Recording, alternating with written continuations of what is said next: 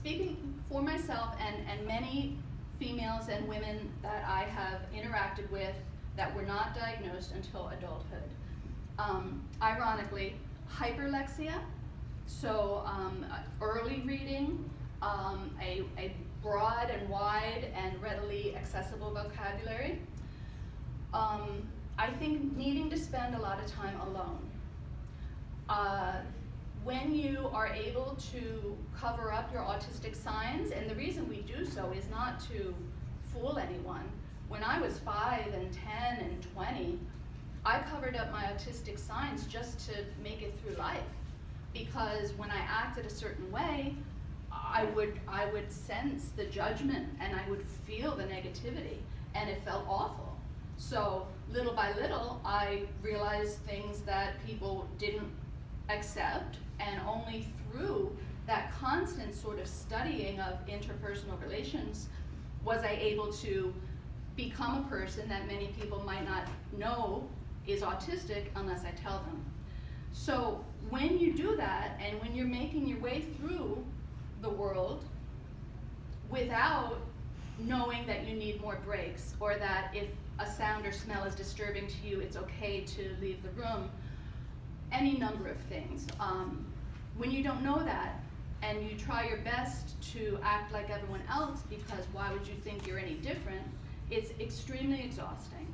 And so a deep need for that recovery time, which probably is going to be solo time, that might be something to look out for. I just had another one, but it's escaping me.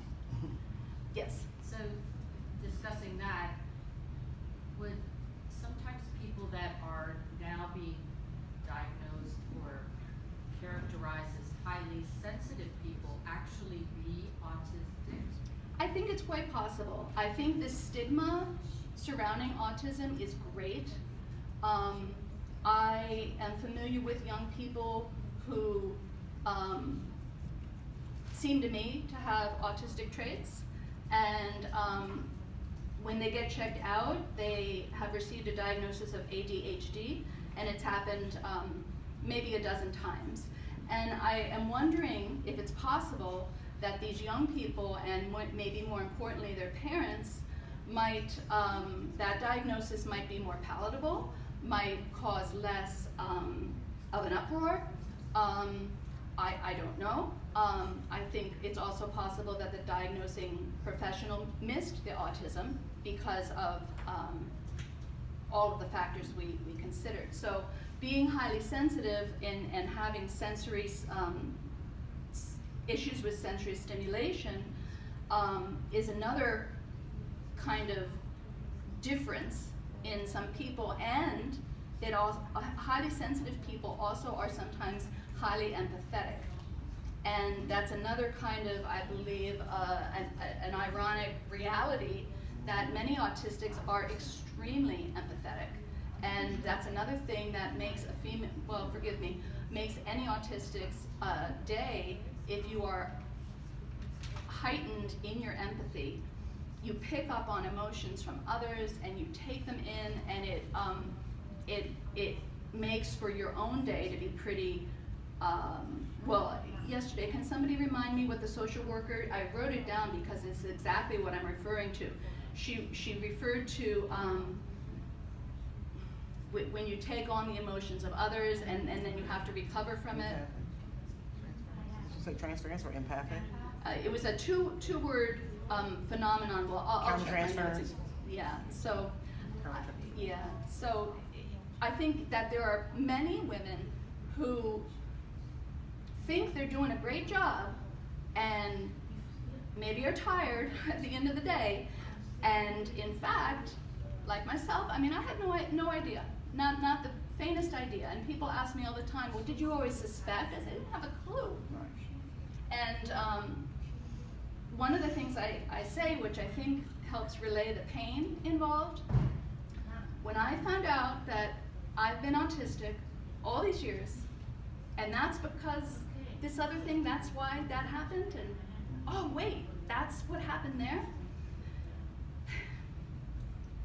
It feels like a big practical joke. was played on me my whole entire life. And I just didn't know.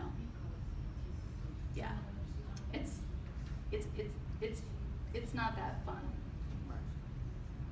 So that's why I want things to change and people to be helped to be identified earlier. Yes? Well, two things. One is that you really felt different because you could see that you had some needs that maybe others didn't, but then you were treated differently.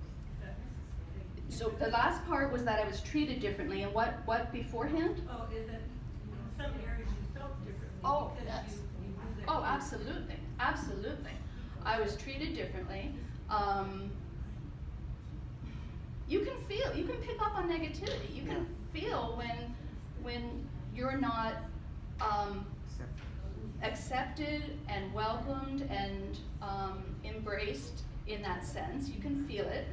And then, so what I did, because,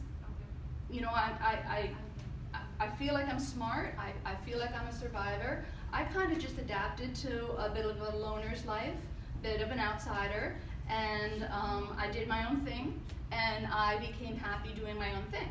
And another interesting thing with women who might be on the spectrum and not realize it, I could only ever handle pretty much one friendship at a time.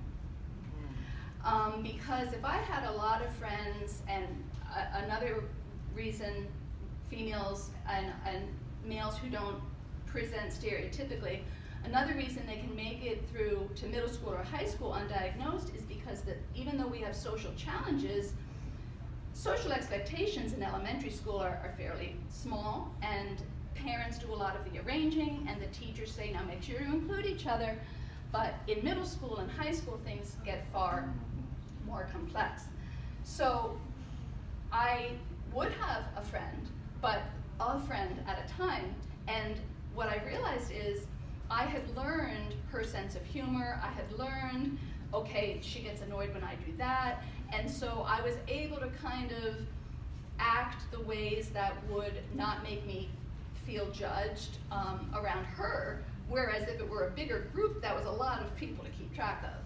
So maybe having smaller numbers of close friendships, especially in the past, might be something. I have one more question. Okay. I'm just thinking because a niche part of my mediation is to work with employees with medical conditions in the workplace. And so I've seen the presentation of so many things in the last 3 years that I've never seen in like 30 years. So my question is, because I'm thinking about one particular employee that also presents with some of the symptoms you're talking about, but also seems with migraines. Does migraines give well? Okay. Yeah. Thank you. You just answered the question. Yeah. She's diagnosed with ADHD. So, I mean, to tell you how much so that is the case, you heard in my presentation about the proliferation of anxiety and depression. Fortunately, depression is not where my autism coincides with or has taken me, but anxiety most definitely is. Beginning at age 7, I had insomnia-induced panic attacks. 7 or 8-year-old freaking out because she can't fall asleep, repeatedly. And my migraines began at age 12, and they did all sorts of tests to be sure that it wasn't anything more serious. And yeah, and it just grew from there. Okay, yes. Question, I'm sorry. Because this is really interesting for me. What current testing is now available given the research you presented and the significant percentage of the population that go undiagnosed? What kind of testing or assessments? Testing needs to change.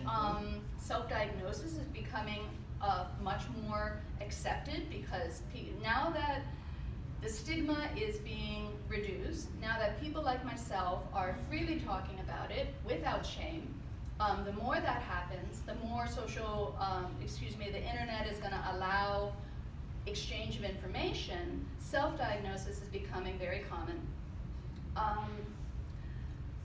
I think, honestly, we have so much catching up to do. As the graph indicated, there are so many people in their 20s, 30s, 40s, and 50s, and 60s. And by then, as I think just makes sense, the covering up skills you become better at it, so it's even less visible. So I think that self-identification is probably the way it's gonna have to be for people above 20 years old. And then maybe now we can start picking up the slack in these middle school and high school students and college students and catch them before they become full-fledged adults and give them the self-knowledge and the supports that they need. But I think for older adults, it's a big challenge. Yes? So I have a nephew who's autistic, but he's totally been able to manage it, and he had care actually at 18 months. So he's gone to college now, and but his sister has been, she's overweight, she gets depressed, she, it's like all the things that you're talking about, and they couldn't figure out why she has this weight issue and low self-esteem, and I'm wondering. So, my mother is definitely autistic, I think. She has not been evaluated. She's a little bit in denial, but very odd things she did when she raised my sister and me. For instance, she left me Friday morning, she went to work, and she didn't come home till Sunday, and that was since I was 13 years old. I considered filing a report for neglect, but I just knew my mother would get in trouble, and I just managed on my own for those 3 days since I was 13 years old. So that and many other things, I think my mother is autistic. My sister is autistic, my daughter is autistic. It was only because my daughter was diagnosed at 15 years old, so late, that I realized if she's autistic, then I'm autistic, because we experience the world the same way. That's another reason why I didn't think there was anything different about me. Here I was a single mother with my kid, and the two of us, we were so similar. So can you just say your question one more time? 'Cause I just with my okay, with so my niece. So the niece, you and know. the thing is that I succeeded, so to speak, and was able to achieve like professional stability far more so than my sister was. In my sister's 20s and 30s, she would either change apartments or jobs pretty much every year, never really able to get her roots in, had more severe emotional health struggles. So, But I think the interesting thing is that when you talk about autism, people think of the extreme example of autism. And, you know, that's with my nephew. My mother always questions that he has anything wrong with him because he's succeeded so well. but he's hurting inside. Yes, The days are hard for him. Absolutely. So that's what I'm saying, I think, which makes it more challenging for anyone. You know, I'm sure I've worked with people that have autism in my office and had no idea in all these 40 years that I worked. So I think that's what the challenge is the different levels of the spectrum of autism. And that until recently, it was only certain presentations that people associated. Yeah. And that's why talks like this and it being very important for me to be openly autistic in my work, my taking a firm stand about that, is so important. Looks like our time is up. Thank you. Thank you.